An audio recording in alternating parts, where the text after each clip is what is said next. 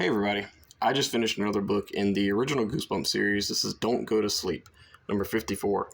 I've actually read this as a kid, and I remember not loving it, but I remember liking it enough to say it was okay. I'm happy to announce that this was way better than what I remembered as a kid. And this is one of the reasons why I was very excited to do this, to go back and reread all the originals as an adult and kind of see what I think about them. Yeah, this book was way better than what I thought it was, as a kid. Let's take a look at this beautiful cover. This is one of my favorite covers in the series. Even though it's clickbait, this doesn't happen. There's no monster under a bed or anything like that.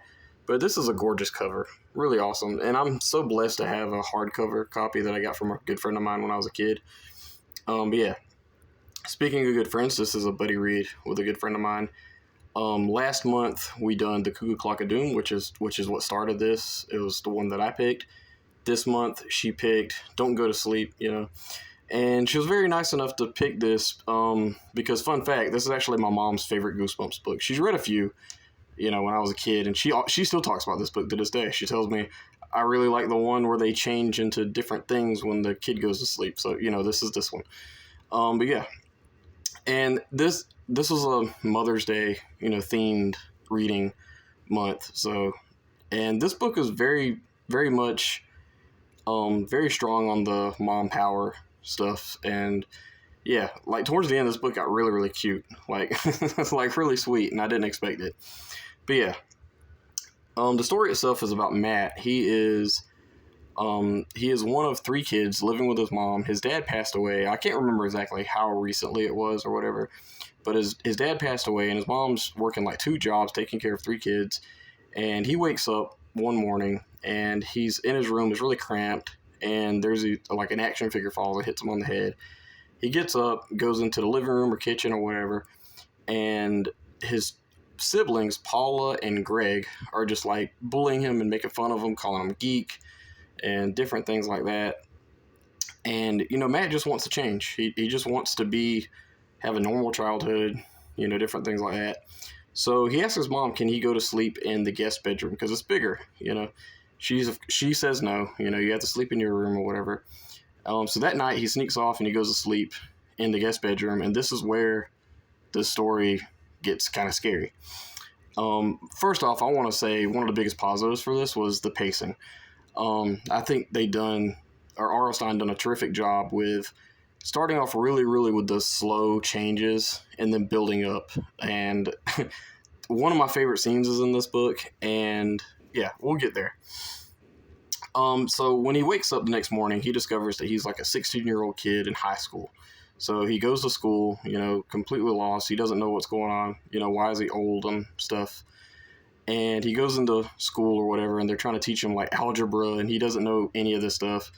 And there's a really funny scene where this teacher calls on one of the students, and he calls them by their last name, and Matt refers to this same person as their last name, and I thought it was really funny. So yeah, that's like one of the things that happens. He goes back and goes to sleep again, and this time he wakes up with like a different dad. He has like a cat instead of a dog. Different things like that. He goes to sleep again, and this time he wakes up with this, like, he's in a family that's like a circus, and they're trying to teach him how to tame a lion. His brothers or brother and sister are like a trapeze artist and different things like that. And every time he goes to sleep, he wakes up in a different, like, thing. Like, it was a different reality. And yeah, I don't want to spoil too much, but one of my favorite things that I remembered as a kid, and it still was really good here, was the one he turns into something kind of in the middle of the book, and it's really good. Like he's like causing havoc in the town and all that stuff. I don't want to give it away because it's really, really awesome. But yeah, it's really cool. There are a couple of these where he goes to sleep and wakes up into a different body that didn't really hit. Like he turns into a chubby kid, and there's one where he turns into like a chipmunk or a squirrel. Yeah, a squirrel. And that was okay. But yeah, this book was way fun. I mean, it's one of my favorites now. I mean, it definitely wasn't as a kid, but this is definitely one of my favorite books in the series. I do think that the only thing slowing it down was was a couple of the realities and stuff. I do want to mention too that there is this girl that keeps popping up along with these other two guys that keep popping up into these different realities and stuff. And yeah, that's all I'm really going to give away because I've already given away too much, I think.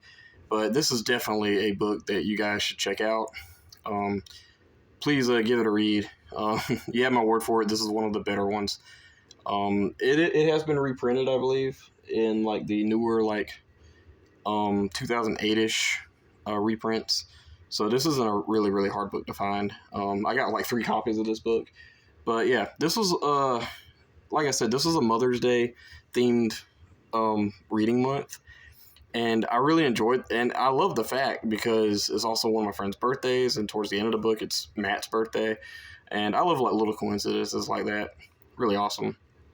But yeah, the Mother's Day thing, the mom's working like 2 jobs, taking care of 3 kids, and like towards the end, it's like Matt really learned to appreciate like what he had and stuff. I think So yeah, Don't Go to Sleep is a terrific book in my opinion. I really wanted to give this 5 stars, but I don't think it deserves 5. There are some weak points in here, but not much. It is very random, and it does kind of fall into the category of random things happening and things like that. But the random things is really fun. Even I said the squirrel thing was kind of weak, but it's still fun. Like he gets chased by dogs and different things like that. My favorite is definitely the one kind of in the middle where he turns into something and. Yeah, I can't spoil it. I almost did, but yeah. Don't Go to Sleep, I give it 4 out of 5 stars, and it's a very, very high 4 out of 5 stars, close to a 5. I think it's well above one of the underrated books in the series, and I cannot wait to read more. Yeah, I kind of have an idea what I'm picking for next month. I'm not sure if they're going to be buddy reads or anything, but yeah, this is going to be a really fun journey. To do all these books and all. So yeah, 4 out of 5 stars from me for Don't Go to Sleep. Please let me know in the comments below. What did you think about this book? Is it one of your favorites? One of your least favorites? Yeah. But I think that's going to be it, guys. Bye-bye.